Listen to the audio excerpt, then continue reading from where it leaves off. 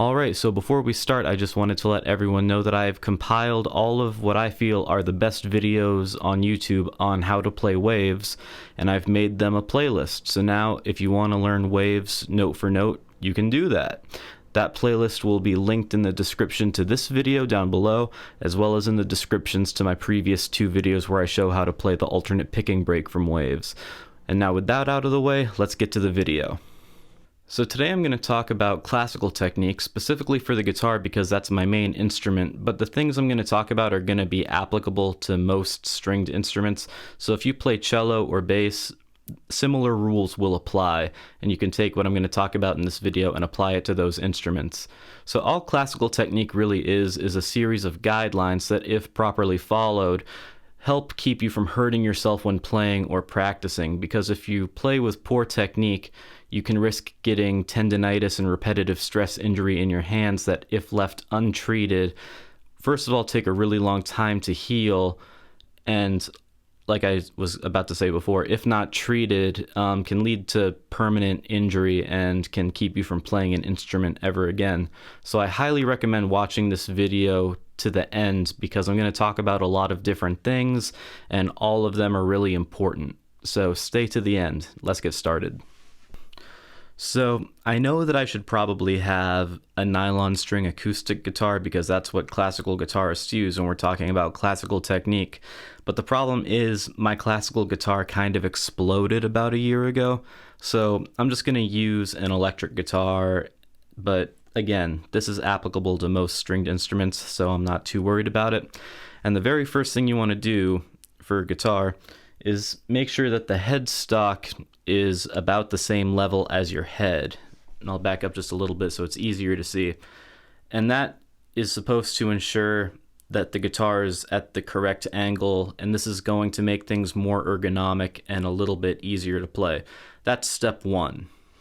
So now, for step two, what you want to do is you want to take your fretting hand, and what I want you to do is I want you to hold it flat like this, and just curl your fingers, kind of like this, and make sure that your palm is open. Stick your thumb out like this. What this does is it basically makes it so that all of your fingers are now kind of the same length.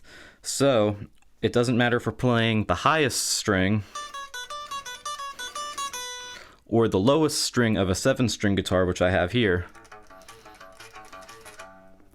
We can play with all of our fingers.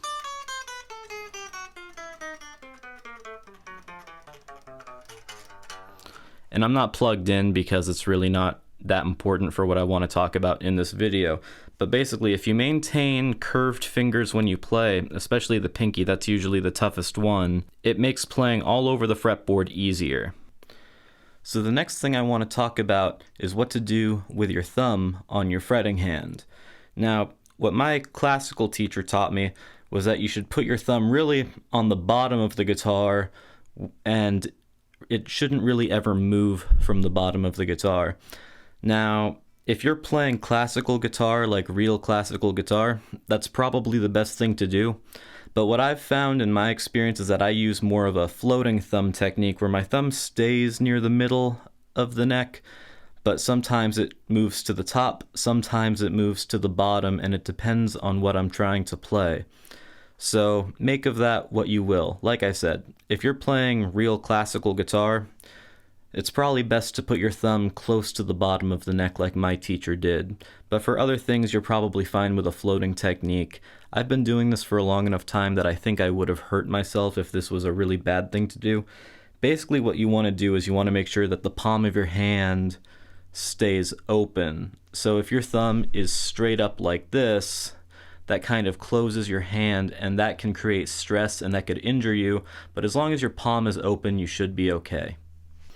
So another important thing, and everything I'm talking about is pretty equally important, one is not more important than the other, but one thing that is really important that you're gonna run into regardless of what instrument you play is the idea of keeping a straight wrist.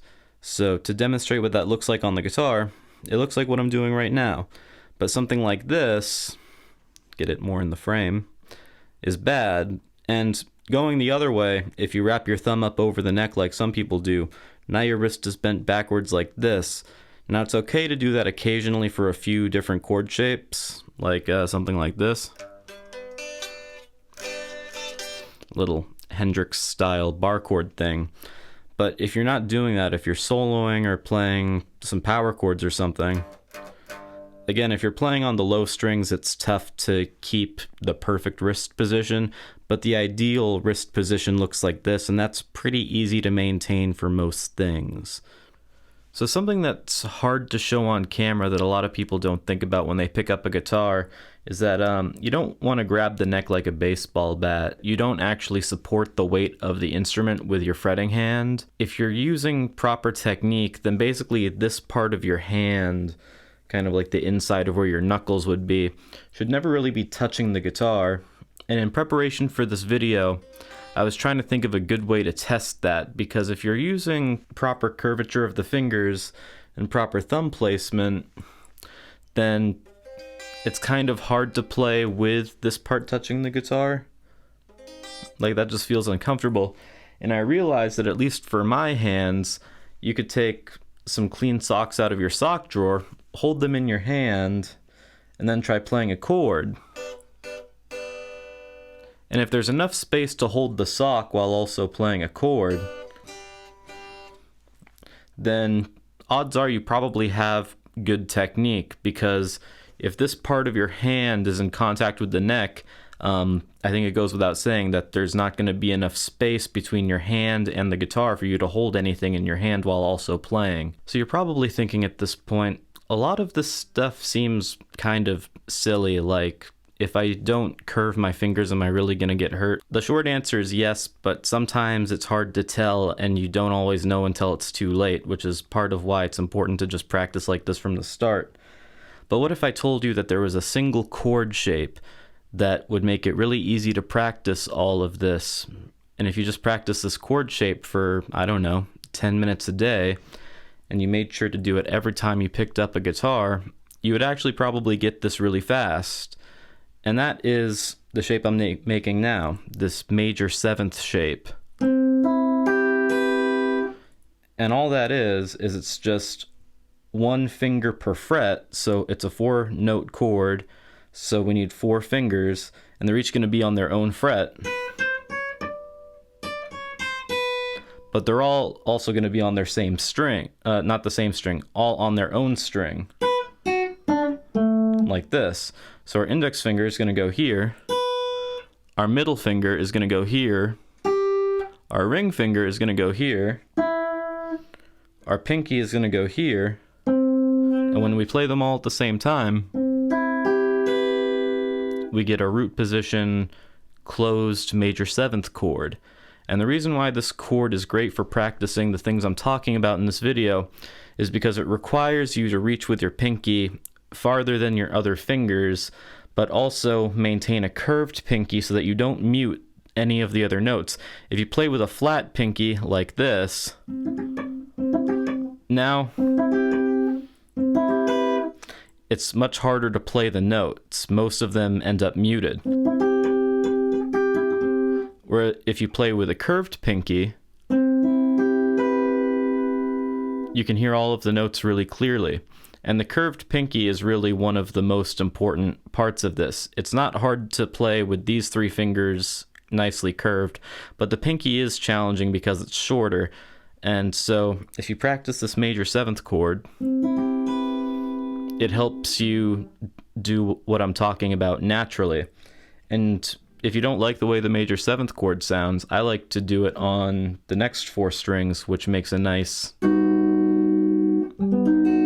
Lydian augmented chord. If you've watched any of the early James Bond movies, then this chord with the open low E string is the last chord in the theme.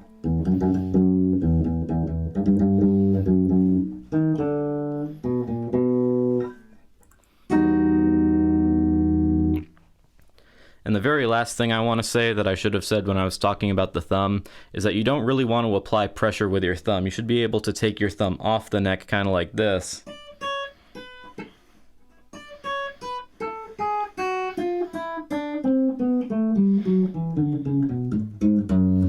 And that's a really unnatural feeling thing to do, but it's a good way to check if you're relying on your thumb to pull your other fingers into the string and get more force.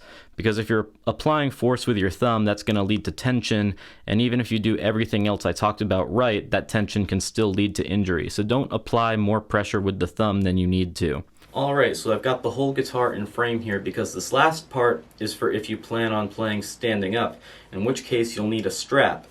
Now what my teachers taught me is that you want the length of your strap to make it so that the height of the guitar does not change whether you stand up or you sit down. Now that works really good for this guitar. This is my number 1, but a lot of different guitars are different sizes and shapes, and you might find that you like a different strap length for different guitars. So on this guitar, for example, the strap is much longer than any of my teachers would probably like to see. They would probably hate seeing this. But for this guitar, it just feels comfortable to play with the long strap. But if I'm playing above the 12th fret, I would probably use a shorter strap because up here it's tough to play with the proper technique at this strap length. And then on the opposite end of the spectrum, this is my bass, and on my bass, even though it's a 5-string, I like a much shorter strap on this. I can still play everything normally. So once you start playing standing up, experiment with strap length and find out what works best for you, as long as it doesn't compromise any of the other things I talked about in this video.